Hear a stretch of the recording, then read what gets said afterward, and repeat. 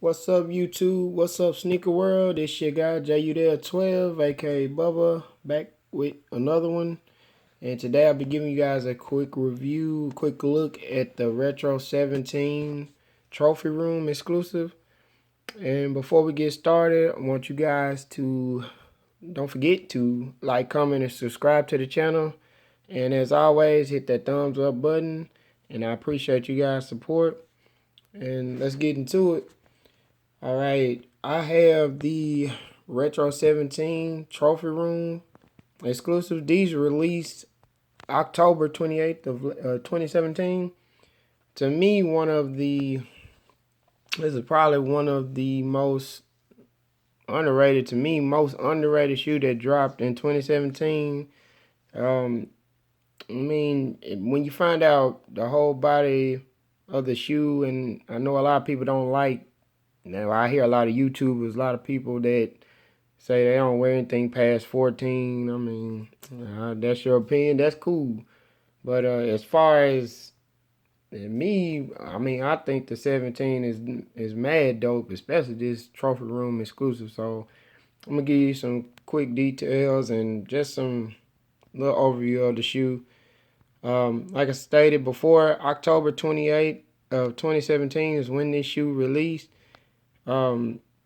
If you're not familiar with the Trophy Room store, and shout out to Marcus Jordan and Trophy Room store, but if you're not familiar with them, they have a what they call is a Michael Jordan Legacy wall, which has the retros from 1 through 23, and basically this shoe was on the Legacy wall at number 17. So when they dropped the Trophy Room, they had I don't even think they stayed on the site all day. I'm thinking maybe till about 11 or probably noon.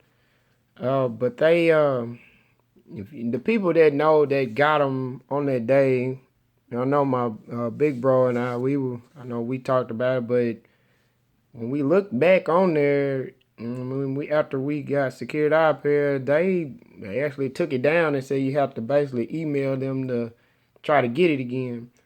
I mean, they kept these pretty limited from what I'm hearing, but they kept them to less than 4,500. Is 4,500 per pair, but or 4,500 total that they were gonna release. That's what I was reading in the notes, but I mean, mad dope shoe. Just to give you a quick little history on this shoe. Michael Jordan, after he retired, I mean, he kind of basically just wanted to get a shoe out there that, I mean, like all his retros, pretty much kind of gives you something, in each shoe that he loves. Just a couple of things that stand out, or a few things. He has the jazz notes that you can see right there. Michael Jordan, he loved jazz. The whole shoe concept of the 17 is supposed to be from one of his cars, his sports cars, the Aston Martin. So that's where this concept comes from. On the bottom, on your outsole, if you look at it, it's supposed to be a landscape of one of his favorite golf courses. So you can kind of get a look at that. Some people see it. I know some people say they don't really see it, but you can see it a little bit. But it's supposed to be a outline or a landscape of the golf course, one of his favorite ones he plays on. So, but there's a look of the mud guard. I mean, just the whole body of the shoe is mad dope. There's a strap. You can take that off. Just kind of get a look of it there.